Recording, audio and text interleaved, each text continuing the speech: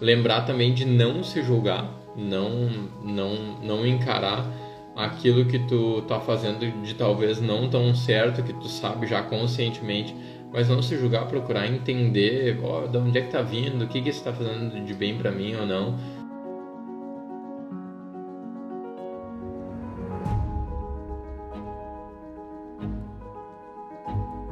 Controlada, que sempre foi, lá era a minha escolha.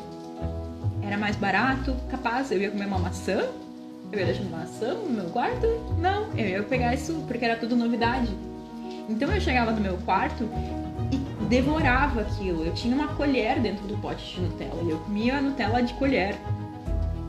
Mas enfim, isso é papo para um outro, mas aí muitas coisas aconteceram a partir disso. Eu percebi que eu desenvolvi uma compulsão alimentar, claro, porque era a minha zona de conforto, né, de poder chegar no meu quarto e poder comer, então sem achar que outras pessoas estivessem julgando. A família não julgava de forma alguma, nunca julgou, muito pelo contrário, eles sempre foram muito próximos a mim. Mas isso é uma coisa que estava na minha cabeça e que me fazia agir dessa forma. Por isso que a gente diz que nunca é só o alimento.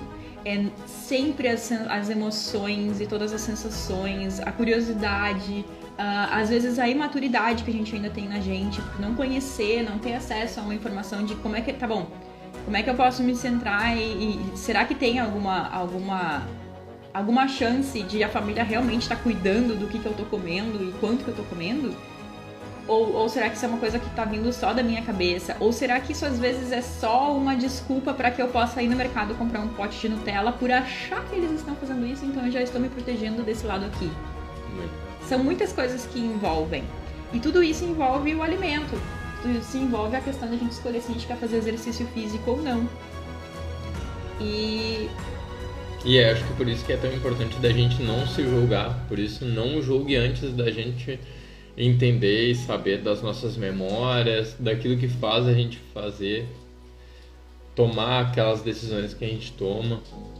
Isso é muito importante, porque imagina se a gente é um tanto assim, sei lá, se o cérebro é desse tamanho aqui, vamos supor, desse tamanho aqui, e mais da metade, 70, 80% nós somos inconscientes e só outra parte consciente.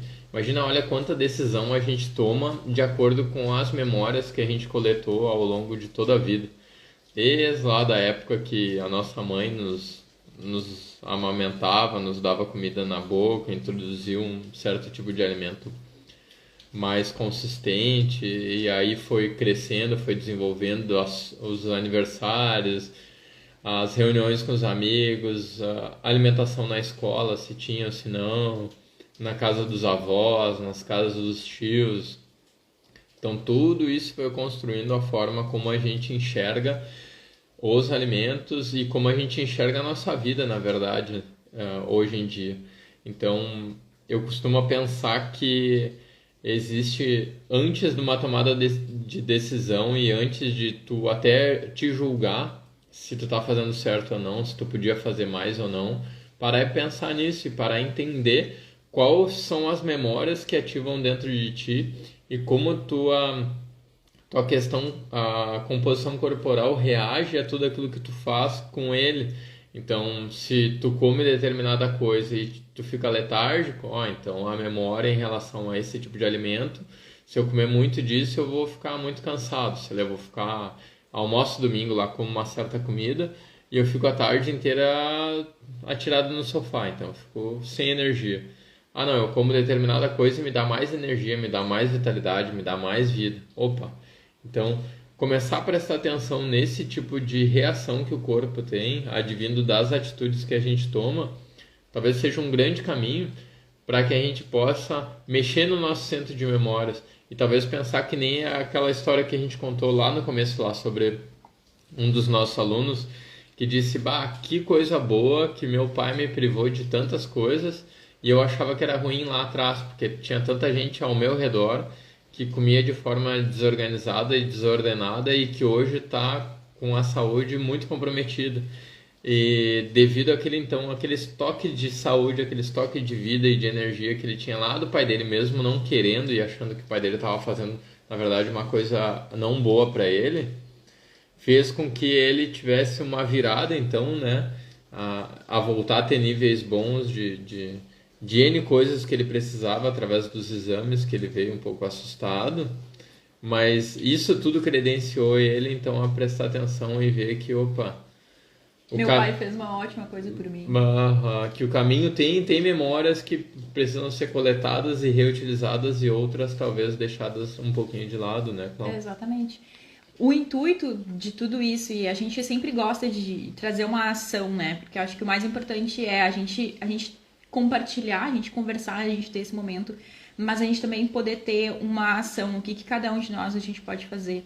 E com o assunto de hoje é algo pessoal, é um convite que a gente faz para que no momento que tu for comer um alimento, que desde que tu perceba, nossa, como eu gosto desse alimento, como eu sei que ele me faz bem, perceber em ti o que isso te desperta, quais são as emoções que isso te desperta, principalmente nesses alimentos, digamos que sejam com frutas, com verduras, com legumes, com arroz e feijão, que é sensacional.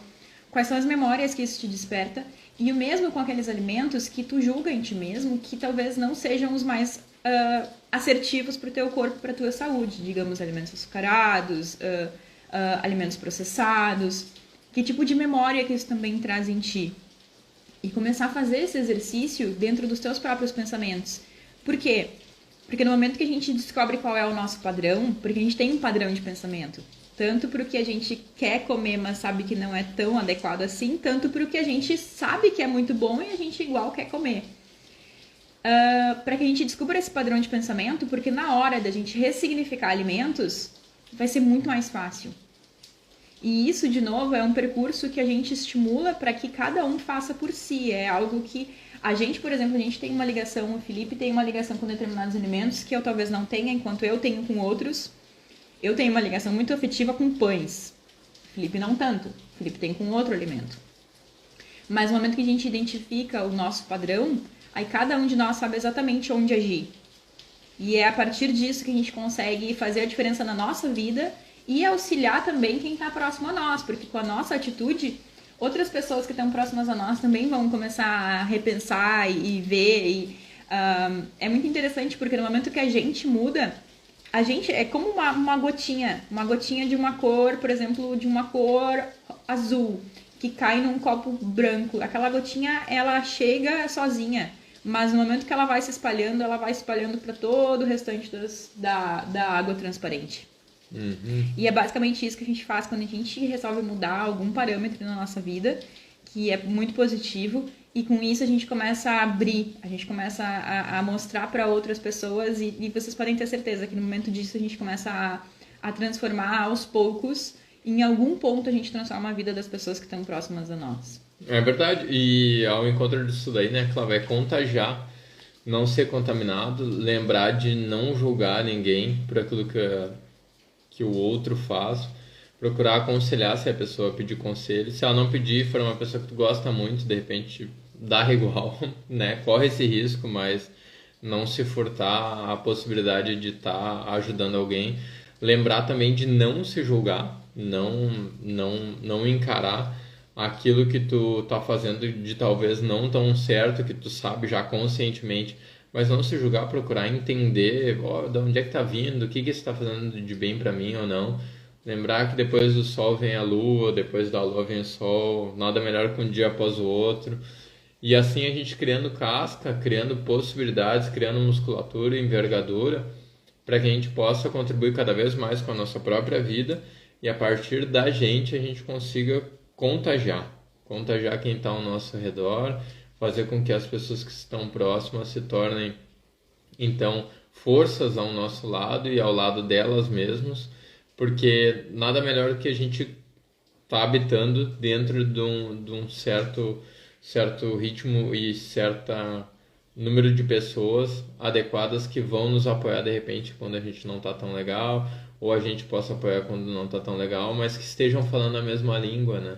Exato. E uma técnica que eu acho que tem ajudado muito, no Reset, nosso programa de mentoria, a gente fala muito sobre o contato com a natureza também, né? A gente estimula isso, independente da forma como seja passear no parque, seja ter um pote de plantas em casa e ter aquele cuidar daquela planta, né? Ter aquele envolvimento. Mas isso é uma coisa muito interessante.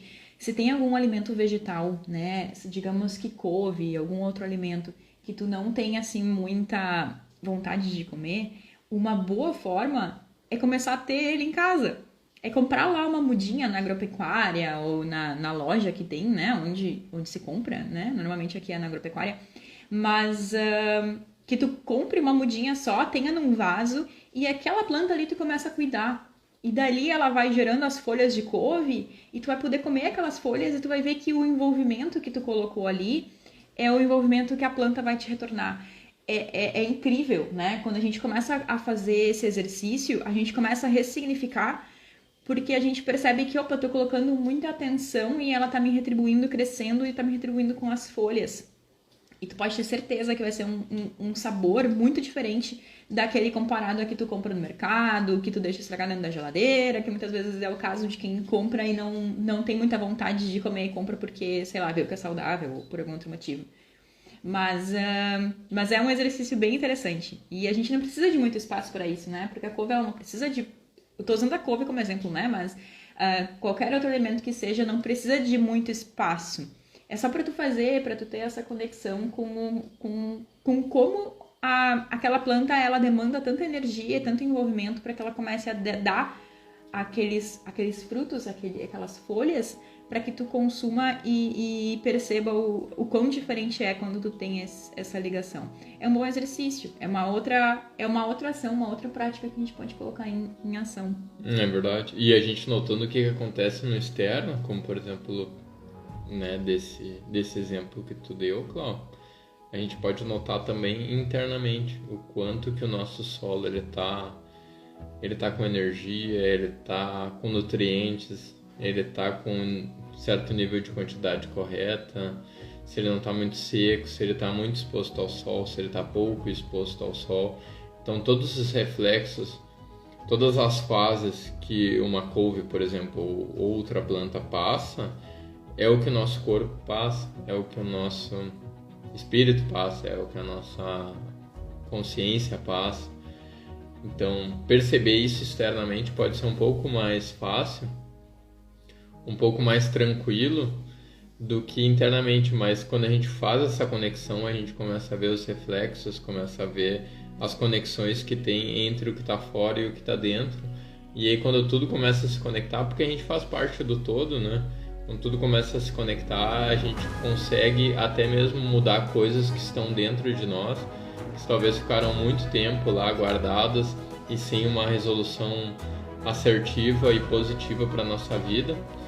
Isso daí é muito legal, porque a troca com a natureza faz a gente reconhecer e poder evoluir quem está dentro de nós também, e essa troca fica cada vez mais positiva, cada vez mais interessante. Por isso, nunca julgar antes de se entender as próprias memórias, entender o que está acontecendo no teu solo, nas tuas folhas, no teu sol, em tudo que envolve o teu crescimento. É isso aí, boa.